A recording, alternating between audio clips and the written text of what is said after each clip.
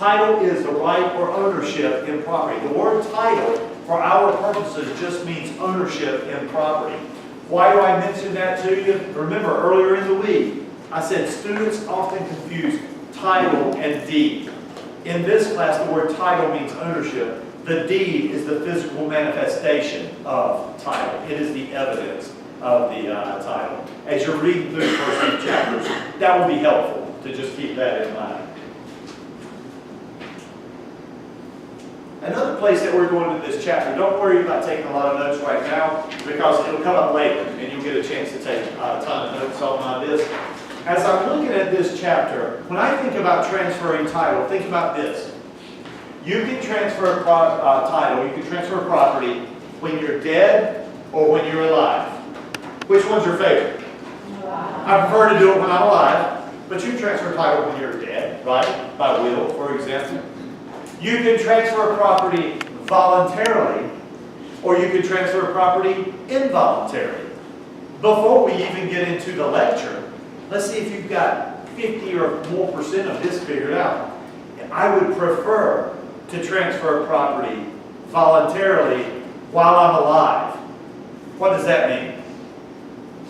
I sold it to you, or gave it to you, for that matter. However, it's possible that while I'm alive, I may transfer property involuntarily, meaning I didn't want to transfer the property, but I had to. What's by far the most common type of involuntary alienation while you're alive? Foreclosure. I don't want to transfer the property, but I didn't make my payment, so the bank took my property because of that. We will fill in the rest of the blanks around that when we get there, but that's what we're talking about. Were you dead? Were you alive? Did you do it voluntarily? Did you do it involuntarily? Okay? So that's where we're going. Let's get started with this slide right here. Now you're taking notes. Basically what you're looking at here is essential elements of a valid deed. They refer to it as requirements of a valid deed. The essential elements of a valid deed. Anytime that I saw an essential element list, I would consider memorizing it. I don't think you have to memorize it, but if you can, it's certainly not a waste of your time to do so. Essential elements of a valid deed. All of the following things must be present for a deed to be valid. Look at the first one. For a deed to be valid, it must be in writing. Deeds must be in writing to be valid. Make sense?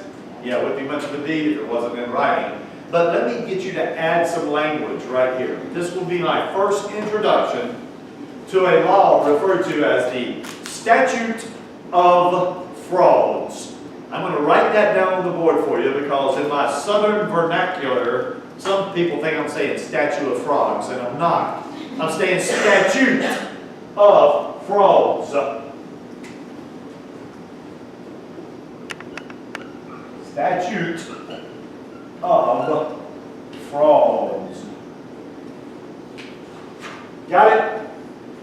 Here's what the Statute of Frauds says. Are you ready to write? This will be the first time you've heard it. You will hear me say this easily 100 times between now and the end of the course. Statute of Frauds says, contracts to convey an interest in real property.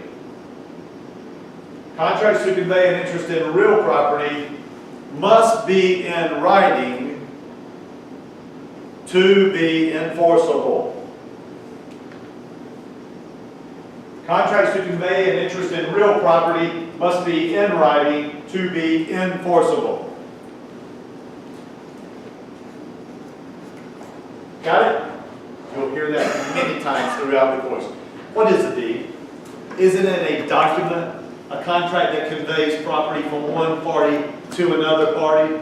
So a deed has to be in writing. What? The Statute of Frauds. Essential elements of a valid deed. Feel good about that one? All right, good. Let's keep going. Legal capacity of the grantor. Okay, I need to do an aside at this point. Let me talk to you about some consistency throughout this class. You're going to hear me refer to persons in this class from time to time as something in it with an OR or something in it with an EE. For example, in this case, grantor, grantee. The grantor, the OR, is always giving something. They're always giving something. In this case, grantor is giving title. Okay? The EE is always receiving something. It might be easier to remember from that standpoint. The EE is always receiving. You said grantor is probably the seller. The grantee is probably the buyer. You say, well, why don't they just say buyer or seller? Well, there's other ways to transfer property than just by buying and selling. So rather than say that, we say grantor, giver, grantee, receiver. Okay? Keep your eyes open. I promise that will be consistent throughout the class. OR given, EE receiving. So the legal capacity of the grantor, they must have reached the age of 18. You'll hear me say this throughout this class as well, especially when we're talking about other contracts. To convey property in North Carolina, you may have heard, you have to be 18, sane, and sober.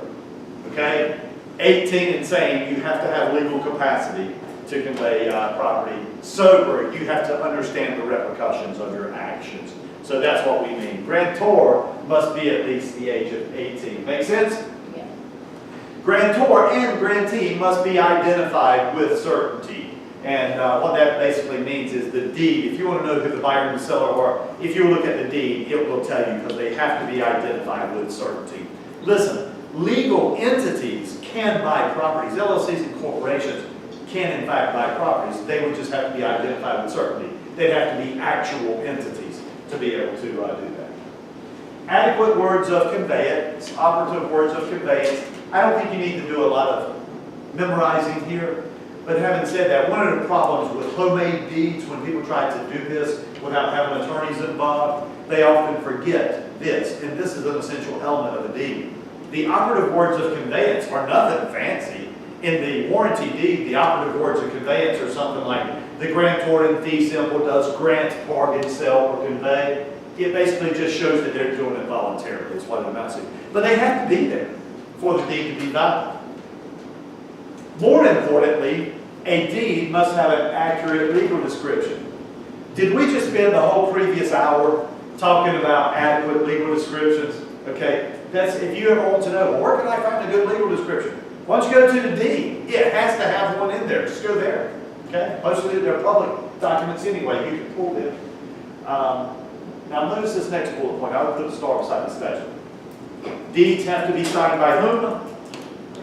The grantor. Does the grantee have to sign the deed? No. They don't have to sign the deed, but the grantor, the giver, does have to show that they are voluntarily given the party. It has to be signed by the grantor, and a deed must be delivered and accepted during lifetime. Must be delivered and accepted during the lifetime of the grantor. Now listen to this. Notice it has to be delivered and accepted. Okay? If someone was ever trying to give you a piece of property, can you imagine you ever turning down someone trying to give you a piece of property? Yeah. What's that? Did you say maybe? Depends. Can you think of an example? What's what? It's not marketable. Worse than not marketable, it's so far upside down, or it has so many encumbrances on it that it's not worth what it's not worth paying the taxes on it, literally. Okay? So it could be so encumbered that you don't want it. It could be sitting on top of a toxic waste dump. And I don't want it. I don't want to have to take the problem that's going to come along with that. So just because someone tries to grant you property, you don't have to take it. Okay? Now, having said that, most of the time when someone wants to grant you property, obviously you want it. So it must be delivered and accepted. And when you record a document, that's showing presumptively that you did want to accept it. So you have now reached your essential elements of a valid deed. It has to be writing, signed by the grantor. This other stuff that's in there, those are the essential elements. If you have the ability to memorize stuff like that, knock yourself out, memorize it. Go for the top 2 or 3, if nothing else. But very importantly, there's something that's missing from this slide that most people assume is an essential element, but it is not. So let's go to the next slide and let me show you things that are non-essential elements of a deed. Actually, it's going to be 2 slides now. Skip the next slide and then go to the following one. You could have entitled this slide right here, non-essential elements of a deed. And I want you to look at the one in red. I'm assuming it's in red. Yes, it is. Did you realize that a deed does not have to be recorded to be valid? I mean, it seems like it should, but it doesn't. Deeds do not have to be recorded to be valid. Now, I want to take you back 300 years in our history. I want you to think about this. Why don't deeds have to be recorded to be valid? Well, think about it. Years ago, if someone wanted to convey property to another party, then what they would do is they would go through the ceremony of the conveyance. But having said that, you're not going to record a document because you have to jump on your horse and ride 3 days to the county seat to record. So I guess that's why it was never an essential element that needs to be recorded. Having said that, every deed that you're involved in will be recorded. You know how I know that? Because we're in a professional real estate class, right? You're going to be professionals. You're not just going to be fly-by-nights out there. Our contracts, the contracts that we use, say closing is defined as date and time of recordation of the deed. That's how I know everyone you're involved in when it will be recorded. Date and time of recordation of the deed is actually how we define closing. However, look at the test question here, okay? If I were to say all of the following are essential elements of a valid deed, you have to be disciplined enough in your study to get this right. All of the following are essential elements of a valid deed, except, what if I were to say in writing? Is that an essential element? Yes. Operative words of conveyance, is that an essential element? Yes. Signed by the grantor, is that an essential element? Yes. Signed, recorded, is that an essential element? No. That is not an essential element. Will it be there in most of the ones you deal with? Yeah, but it's not an essential element. Are you with me? Okay. Closely associated with that, I want you to look at the one that says acknowledged. When you see the word acknowledged in relationship to a deed, I want you to think notarized. When you see the word acknowledged, I want you to think notarized. Witnessed by a notary public. It's not an essential element. Weirdly enough, I can predict that pretty much every deed you ever see will be notarized. Do you know how I know that? Well, here's the deal. It doesn't have to be notarized to be valid, but it does have to be notarized to be recorded. Okay? But neither of them is an essential element, right? Okay? And then, as long as we're going on that note, look at the one that says dated. Dated. Deeds don't have to be dated to be valid, but I can predict that everyone you're involved with will be dated. Do you know how I know that? What's the first thing that the notary does once they stamp it? They date it. Okay? But none of these are essential elements. Okay? The last two are just kind of interesting. Witnessing, I'm not even worried about. I do want you to look at state the amount of consideration for just a moment though. If you've ever closely read a deed, and I would encourage you at some point, we have some in the book, I would encourage you to at least read it, to be familiar with where the words are. It's not what you think it is. It's a very, very simple, straightforward document. Okay? The amount of consideration. If you read the deed closely, you'll see it doesn't say how much you paid for the property. What a lot of deeds used to say is something like this. For $10 or some other valuable consideration, the grantor does blah, blah, blah. Okay? The significance of this is it was believed it's nobody's business what I sell my property for, right? And so the deed does not have to recite the consideration. It doesn't have to tell how much you actually paid. It does have to show that there was something in exchange for something. You okay? Yeah. Okay. It does have to show there was something in exchange for something. So consideration has to be present, but it doesn't have to name the consideration. Having said that, in today's time, I can tell within $500 how much you paid for the property because I can do it by working backwards from the revenue stamps, the excise tax, which I'll teach you how to do that at a later point in the class. So, non-essential elements. If I were writing a test question, it'd probably have something to do with recording because recording sounds like it should be an essential element, but it's not. Okay? Now let's talk about recording because I'd like for you to put two and two together here. Why do we record in North Carolina? Not just because the contract says so, but there's another act that we talked about earlier in the week. Start with the letter C. Why do we record? The Connor Act. The Connor Act, by recording, liens and deeds, it protects us against third-party claims on the property. Let me show you why you record. So here's the situation.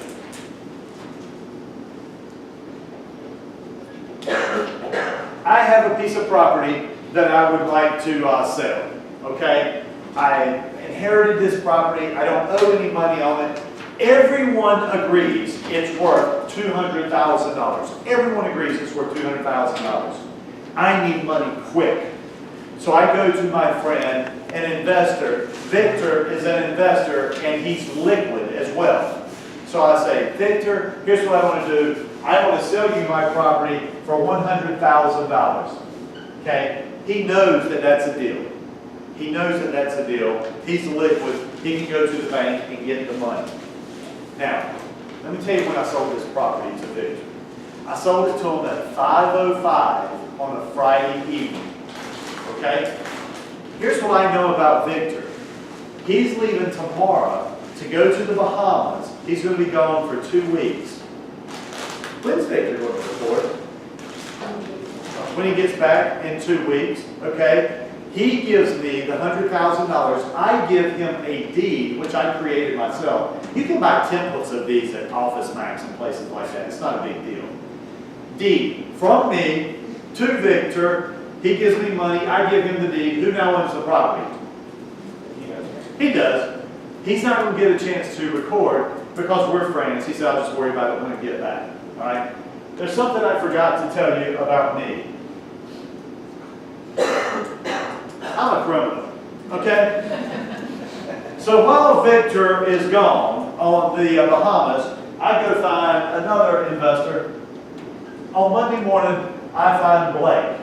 Blake is liquid and, in fact, an investor. And so I say, Blake, I want to sell you the property for $100,000. He does his research. He knows that that's a great deal. He also goes to the Register of Deeds and does a title search. When he does his title search, who's he going to see as the rightful owner of this property? Or the legal owner of this property? It's me, right? So he gives me the money. I give him the deed, and because it's now Monday morning, what does he do? He records. So he records the property in his name. 2 weeks from now, Victor comes back from the Bahamas, all tan, looking good, and happy, until he goes down to the Register of Deeds office to record, and he's going to find out that the person who sold him the property does not own the property. Okay? When he gets back, Blake is shown as the owner of record on the public records. Okay? So who owns this property? Blake. Now, Victor, are you mad? You're out $100,000. He's a little bit mad. He's a little bit mad. Is he going to file a lawsuit against Blake? No. Is he going to file a lawsuit against the property, a lis pendens, against the property? No, he has no suit against the property either. Now, can he file a lawsuit against me? Yes, a civil. I mean, clearly I have committed fraud in this particular case. So he can file a lawsuit against me. But I have $200,000 cash, and I'm living large in Mexico, and I ain't planning on coming back anytime soon. So you can sue me if you want to, but you have no recourse at all against the property. Next time, Victor, record before you go. Hire an attorney, have them record if that's what you all want to do. That's why you record, not because you're required by law to record. Protect you against third-party claims.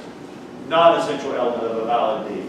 You feel good about that? Yeah. All right, then let's move on. Victor, don't trust me. No future in that. Okay, this roughly said. Now remember, guys, just because I skip a slide doesn't mean it's not important. It means I've kind of touched on it. But if it's in red on your slides, and even if you have my printed black and white slides, don't forget, we have them color-coded on lesson. So make sure you read them. A deed is effective against third-party claims when you record it. If Victor had simply recorded, Blake would have known not to buy it from me. I am no longer the owner. Feel good about that? Okay. Slightly new outline sections. We're now going to talk about deeds by type. We're going to talk about a deed by type. What does it mean when we say the following things? Now, let's play Sesame Street for just a minute here. I want you to look at these first two. General warranty deed. Special warranty deed. What do these things have in common? They are both warranty deeds. So that's probably going to be significant. How are they different? General versus special. So apparently all you have to do is understand the similarities and differences between these two types of deeds. Let's get started with the general warranty deed. Now, remember, grantor, grantee. The seller, the grantor, is giving the deed to you, selling, however you want to word that, okay? From me to you, whatever was mine is now yours. I am granting this property to you. In warranty deeds, the seller is actually making you promises. They're promises or covenants. You see them referred to up there as covenants. Here are the covenants that the seller is making you in a warranty deed. I promise that I own the property and that I have the right to sell it. That is the covenant of seizin. You see it S-E-I-S-I-N. It could also be spelled S-E-I-Z-I-N. If you see it, there's no distinction between the L words. The covenant of seizin, what does that mean? I own it and I have the right to sell it. I have the right to convey it to you. Well, that's good to know. Since you're buying it from me, it's good to know that I have the authority to do that. Right? Look at the next one. Covenant against encumbrances. I, the seller, am promising you that there are no encumbrances against the property. But I want you to stop and think for just a moment here. The seller's not actually saying there are no encumbrances. I want you to think about it. If you were to sell your property right now, would there be any encumbrances on your property? Morgan, give me an example. If you sold your property right now, what encumbrances would be on the property? Okay, currently you have a mortgage, but we're going to deal with that, right? When I pay you, you're going to pay it off. Give me another one. What did you say? Real property taxes, we'll deal with that through proration, but she's right. It's an encumbrance. Do you live in a subdivision? So there's also what? Home unviolated. She'll tell you there's unviolated restrictive covenants. So basically what I'm telling you in the covenant against encumbrances, I'm not saying that there are no encumbrances, actually. What I'm saying is there are no encumbrances that would detract from your use and the value of the property. The other one we did name were utility easements. Obviously, if you have utilities on the property, there will be utility easements as well. So I'm not saying there are no encumbrances. There are no encumbrances that are going to hurt the value and use of the property. Does that make sense? Okay. The next one, the covenant of quiet enjoyment. Listen, I'm selling you this property, and what I'm telling you is I have good legal title. No one is going to come from the past and exert a superior interest in the property.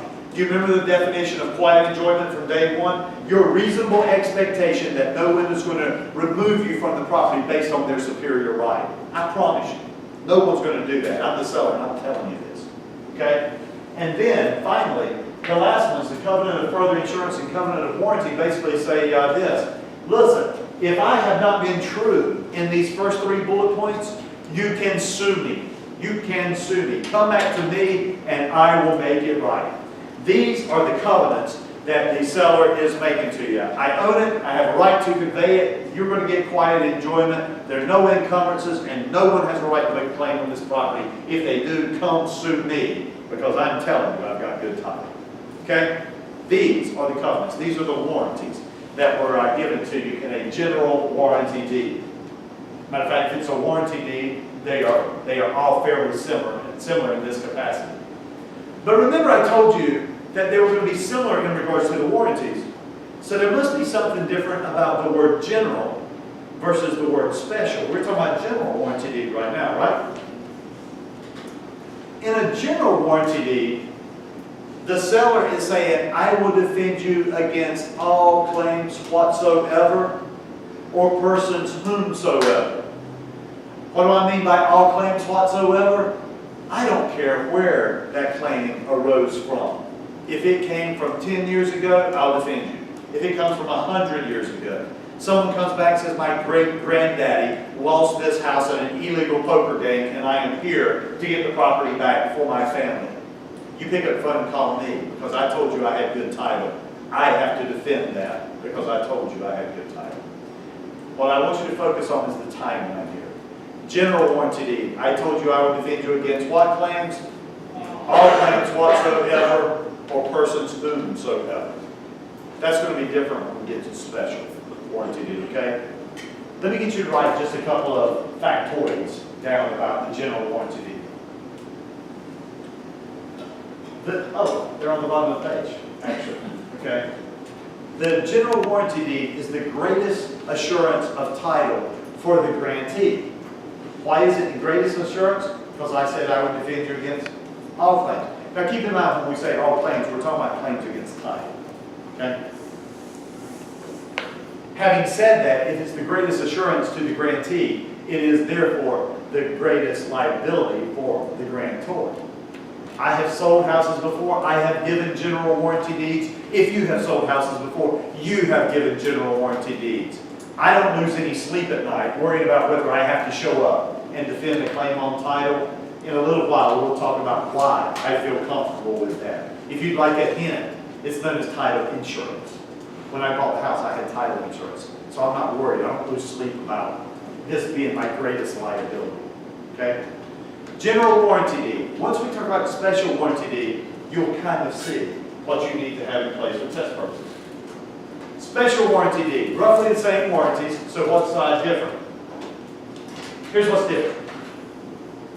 The time frame. In a special warranty deed, the seller will only defend claims against title arising out of their possession of the property. In a special warranty deed, the sellers will only defend claims arising out of their ownership of the property. I only own the property for 5 years. If someone makes a claim against title during the 5 years I own the property, sue me. I'll take care of it. Okay? But if someone comes up from 100 years ago because their great-granddaddy lost it in an illegal poker game, I got nothing to do with that. I said I would only defend the period of time that I held the do you see the difference in the time frame? General versus special. Will you please read any question relating to that very, very closely? Because we could easily flop words and make one sound like the other if you're tired and not paying close attention to that, okay? No. Only when we talk about all claims whatsoever, we're talking about time eternal. So when you focus on this, I'll protect you only against claims arising out of my ownership. I know what you're trying to say, and I don't think you're wrong, Ebony, but I don't want you to use that language because I'm afraid it will confuse you. Okay? Yes, I'm sorry. Go ahead. So then who decides which warranty they're going to do? Well, certainly the grantor, certainly the seller will decide this. However, what if I told you this? What if I told you that the contract that we're going to use to sell houses in this area has language that says this? You've already heard this earlier today. The grantor is going to transfer the property fee simple, marketable title under a general warranty deed. That's what our contract says. Okay? Our contract goes further on to say if I can't deliver a general warranty deed, I have to explain to the buyer why I can't do that, and then the buyer has to decide whether they're willing to accept that risk. So most are general warranty, not special. Absolutely. In residential, most are absolutely general warranty deeds. That is the expectation of our contracts. Okay? Now, Jen, having said that, let me give you an example of where you might see a special warranty deed. Did you want to get your question in before I go on? I know that obviously, nowadays there's so many checks and balances and stuff, but with both of these, the grantor is the one that is so exposed in the sale, but Yeah. isn't it the grantee's due diligence to find everything out? So As we move forward in this chapter, we will talk about the things that the grantee is doing to safeguard themselves as well. The assurances by the seller are just one of those things. Think about this. The assurances by the seller are good, but what if you ever literally had to make a claim against that seller? How good would those warranties be? Only as good as the seller himself, right? So not trusting that, we also have things like title searches and title insurance and all this. that's why I was thinking, because it's the grantee's responsibility to get those steps done. Yeah. And if they're not content with the results of their diligence, they can either choose to walk away or to accept it knowing what the risks are. Okay? So that's where we're going. General warranty deed, I'll protect you against all claims whatsoever. Time eternal. Special warranty deed only during the time that I owned it. And as Jen pointed out, most of ours are going to be general warranty deeds because that's what our contracts demand. If you're going to do something other than this, you have to tell me why. The example I'm going to use that you may see special warranty deeds, and actually they're getting more popular in commercial, but the one you're most likely to see in residential is a foreclosure. But it's actually a special kind of foreclosure. I don't know if you've ever heard the concept of an REO property, REO. It stands for real estate owned. When there's a foreclosure sale, usually, a lot of times anyway, the bank wins the sale. I doubt if the bank would consider it a win. They didn't really want the property. What they really wanted was money, right? But at the foreclosure sale, if nobody bids more than what the bank is owed, the bank just simply said, well, I'll tell you what, we'll take the property. Nobody bid more than we're owed, we'll take the property. And now what they will do is then they will remarket it and they will try to sell it themselves. Banks are not in the real estate business. This is not their preference, but they want to get as much money as possible out of it, right? So if they take the property back and win the foreclosure sale, they will often sell it on a special warranty deed. And basically, here's what the bank's telling you. We didn't do anything to hurt the title of this property. We're just doing this as a process. Would you feel comfortable? Would you feel comfortable buying a property under a special warranty deed from a lender who's selling it after a foreclosure? Would you feel comfortable buying out a special warranty deed?